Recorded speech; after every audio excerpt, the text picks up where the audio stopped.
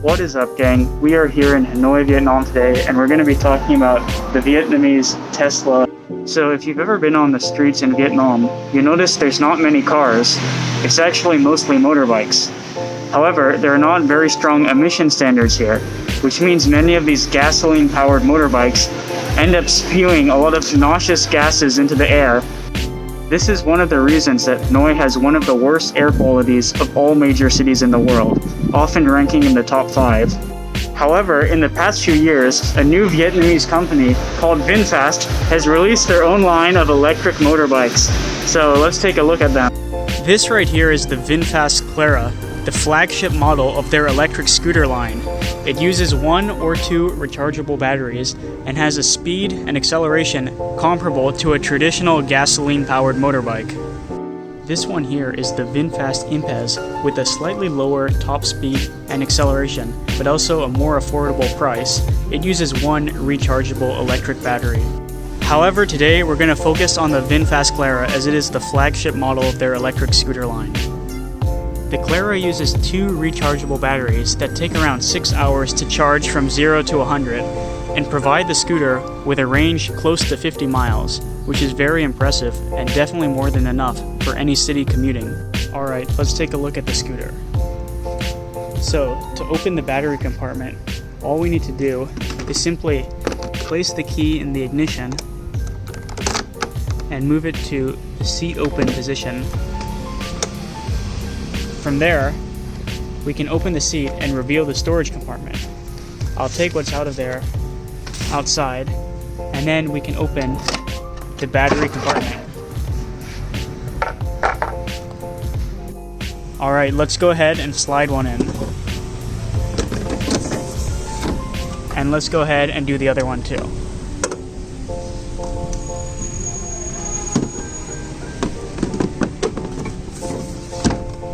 Alright, both batteries are in, and now all we have to do is connect the power supply to one of the batteries. We can start with this one. We just push it in and you'll hear a click. Alright, we're good to go.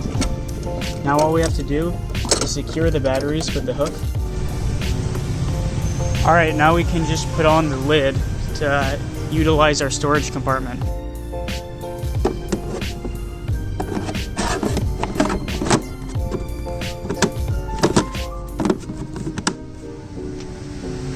We can now fill the back storage compartment with anything we want. And go ahead and close the seat. There's also a front storage compartment similar to a glove box for more personal things, such as an auxiliary face mask and personal documents. Alright, after putting a helmet on and switching the key onto the on position, we should be ready to go.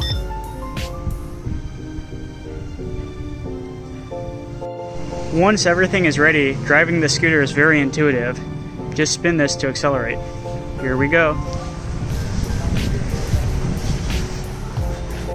This electric scooter also has a lot of features you see on many cars, such as a turn signal, high beams, lights, a sport, an eco mode, and various settings for your lights. Oh, and of course a horn.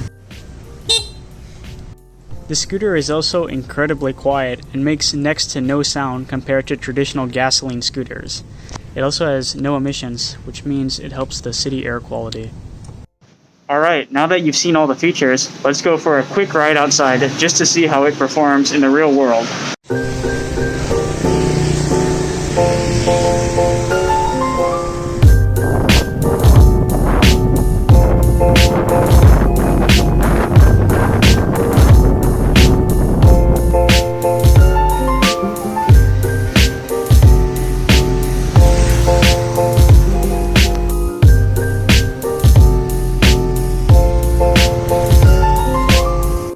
Alright, so I just went around this lake and I got a little lost, but I eventually got back. So if we do a quick check on the bike, we can see we're at 62% battery now.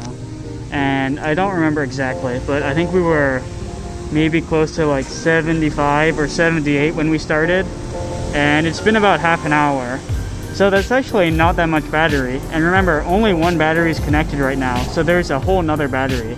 So you can see like the range on this thing is actually pretty good. I also wasn't really able to take that much video when moving, just because I had to drive, but maybe in the future I'll find a way to mount this camera on somehow so I can take some of the more interesting shots. But yeah, it was pretty good. So this company is clearly no Tesla yet, but they are actually pretty good. Like, I'm sure you can see this bike is actually a really good quality, and it's a Vietnamese company, Vietnamese design, made in Vietnam, which is pretty cool. I do think they have like partnerships with overseas companies for some of the designing and stuff. But yeah, it's pretty cool. I've not really seen any other electric motorbikes or something that could, you know, rival the quality of this bike yet. But, you know, maybe there will be some more in the future. And maybe eventually they'll phase out these really dirty gasoline ones in favor of these. Yeah, so that's it for today, and hope you enjoyed.